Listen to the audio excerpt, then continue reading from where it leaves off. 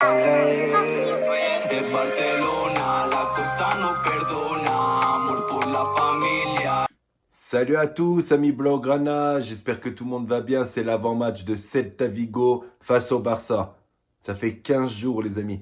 15 jours de trêve internationale, longue, soporifique, saoulante, ce que vous voulez.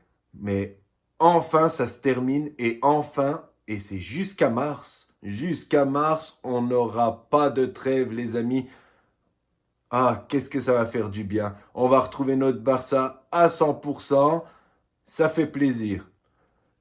Déplacement à Vigo, au Bailados, un terrain très difficile où le Barça, sur ces 10 dernières années, a gagné que 3 fois.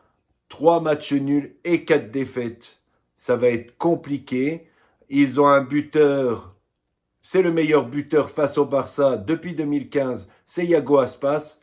11 buts et 4 passes décisives face au FC Barcelone, Iago Aspas. Il va falloir le calmer, il va falloir bien le tenir parce que c'est pas des bonnes stats pour nous, quoi.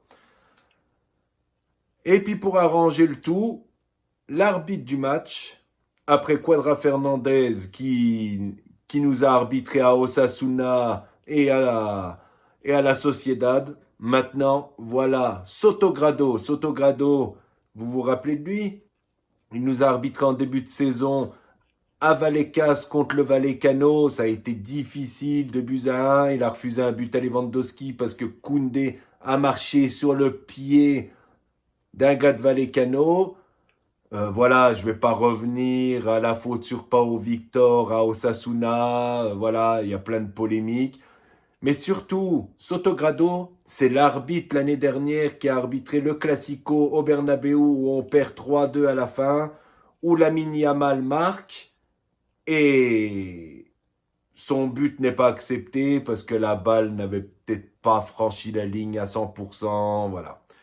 En Espagne, l'arbitrage, voilà, on en a marre, il y a souvent des polémiques, voilà. Et puis, bah, Sotogrado, à chaque fois qu'il arbitre le Barça, c'est jamais bien bon. Sotogrado, c'est 5 défaites pour le Barça, 4 victoires et 2 nuls. C'est un peu compliqué avec Sotogrado. C'est compliqué à Vigo. Ça va être un match assez compliqué. On espère que le Barça va commencer tambour battant, que le Barça va mettre à mal vite cette équipe de Vigo, comme on aurait dû le faire à Anoeta. On avait bien commencé à Anoeta, mais le but de Lewandowski a été refusé et ensuite on s'est complètement éteint. On n'a pas eu une frappe. Je comprends pas. Voilà, je comprends toujours pas ce match, mais bon, voilà, ça arrive de perdre. Voilà, Lamine Yamal, pour en revenir aux joueurs, Lamine Yamal sera absent pour ce match face à Vigo. Il a encore un problème à la cheville. Il est incertain pour la Ligue des Champions face au Stade Brestois cette semaine. Voilà, on va essayer de faire sans lui parce que jusqu'à maintenant, sans Lamine Yamal, on ne gagne pas.